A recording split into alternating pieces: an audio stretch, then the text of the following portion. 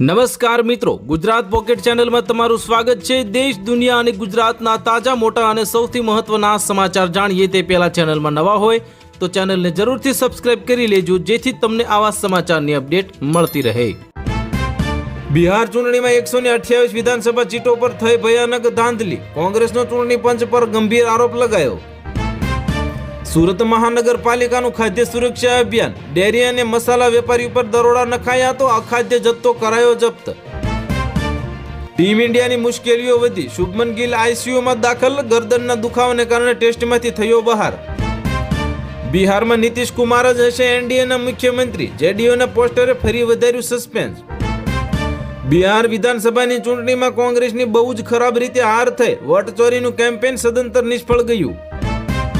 અમદાવાદની પ્રતિષ્ઠિત નિરમા યુનિવર્સિટી નાણાકીય કૌભાંડમાં સપડાય, સ્ટુડન્ટ એક્ટિવિટી વિભાગના કર્મચારી સહિત 8 સામે ગંભીર કાર્યવાહી કરવામાં આવી।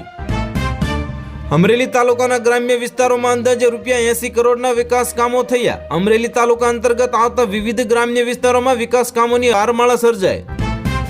સંજુ સેમસનની ટીમમાં આવ્યા બાદ ચેન્નઈ સુપર કિંગે કેપ્ટનના નામની જાહેરાત કરી, ઋતુરાજ ગાયકવાડને ચોંપી ચેન્નઈ સુપર કિંગની કમાન। નેપાળ બાદ હવે અમેરિકન દેશમાં જેન ઝેડનો વિરોધ પ્રદર્શનથી હડકંપ મચી ગયો, હજારો લોકો ઉતર્યા મેદાનમાં।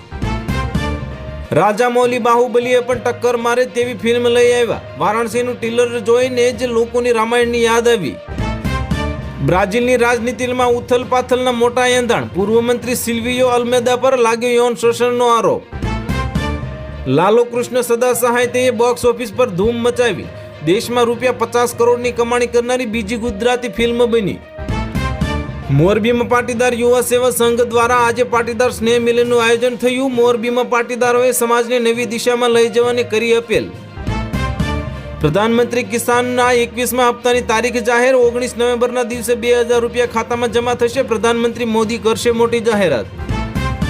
અસીમ મુનીરને સશક્ત બનાવવા બંધારણીય સુધારા સામે પાકિસ્તાનમાં વિરોધ, 2 સુપ્રીમ કોર્ટના ન્યાયાધીશોએ આપી દીધું રાજીનામું। બિહારમાં નવી સરકારની રચના માટે ગણતરી શરૂ, બિહારમાં શપથ ગ્રહણની તારીખ નક્કી થઈ, નીતિશ કુમાર આપશે સીએમ પદેથી રાજીનામું।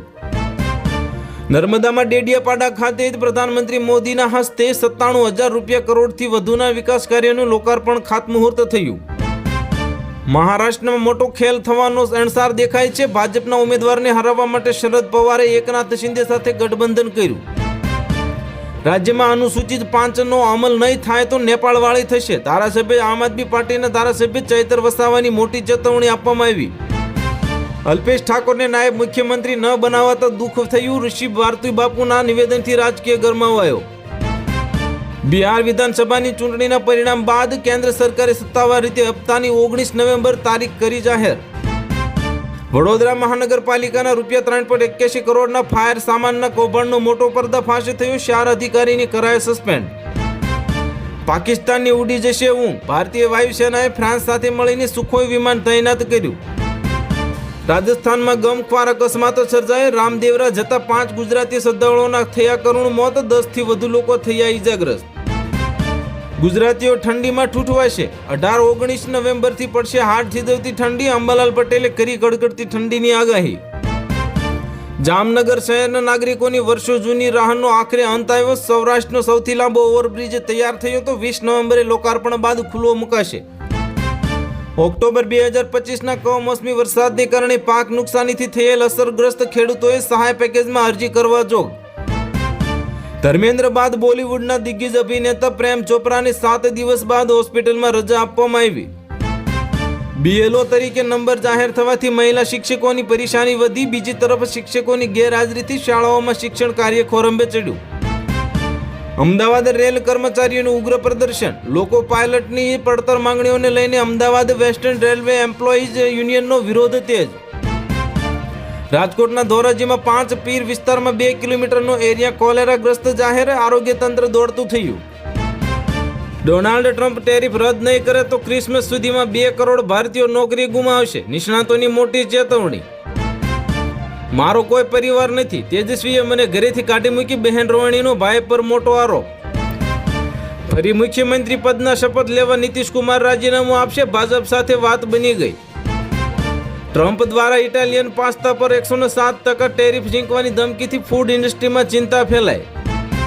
વોટ ચોરીના મુદ્દે કોંગ્રેસને વોટ ન અપાવ્યા, કેમ્પેન નિષ્ફળ રહ્યું. રાહુલે લગભગ તમામ રેલીઓમાં વોટ ચોરીનો મુદ્દો ઉઠાવ્યો હતો.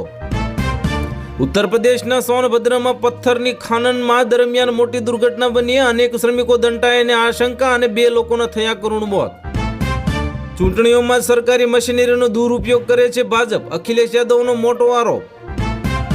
હું બાંગ્લાદેશ જવા ઈચ્છું છું, પરંતુ પહેલા ત્યાં સંપૂર્ણ લોકશાહી સ્થાપવી જોઈએ, શેખ હસીનાએ આપ્યું મોટું નિવેદન.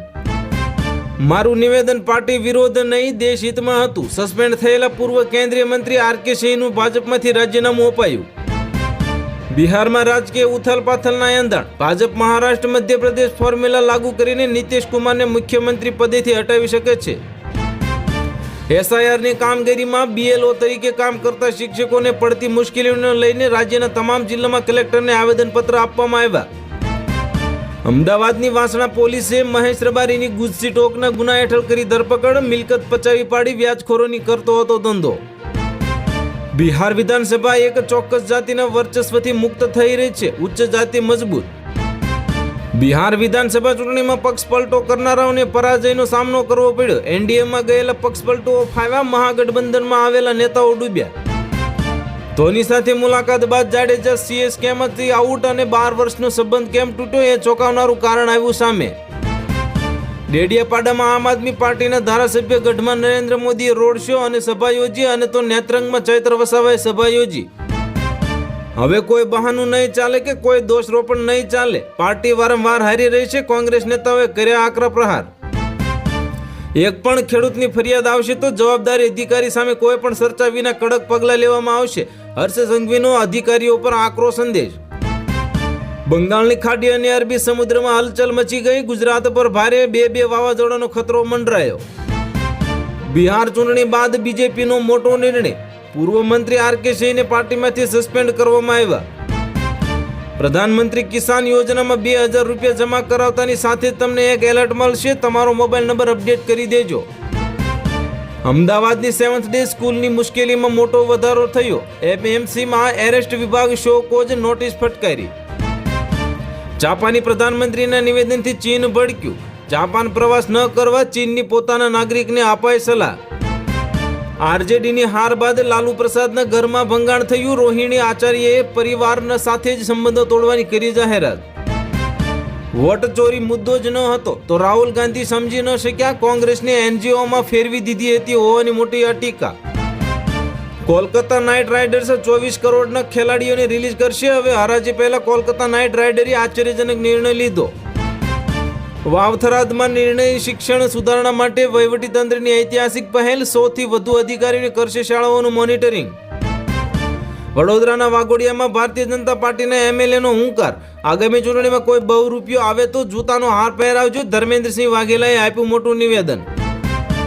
અમેરિકન ચલણના ઇતિહાસમાં એક યુગનો અંત. સત્તાવાર રીતે પેની બનાવવાનું બંધ કર્યું અને ટ્રમ્પે લીધો મોટો નિર્ણય. બિહારની હારનો જવાબ આપી શક્યા નહીં પ્રશાંત કિશોર. પાર્ટીના અનેક ઉમેદવારોએ ડિપોઝિટ પણ ગુમાવી. લોન લેનારાઓ માટે સારા સમાચાર. બેંકો હવે ફક્ત તેમના સ્કોરના આધારે લોન નહીં નકારી શકે. તો હાલ માટે આટલું જ. મળીશું નવી અપડેટ સાથે. જો વિડીયો પસંદ આવતા હોય તો વિડીયોને કરી દેજો લાઈક, અને ચેનલમાં નવા હોય તો ચેનલને કરી દેજો સબસ્ક્રાઇબ.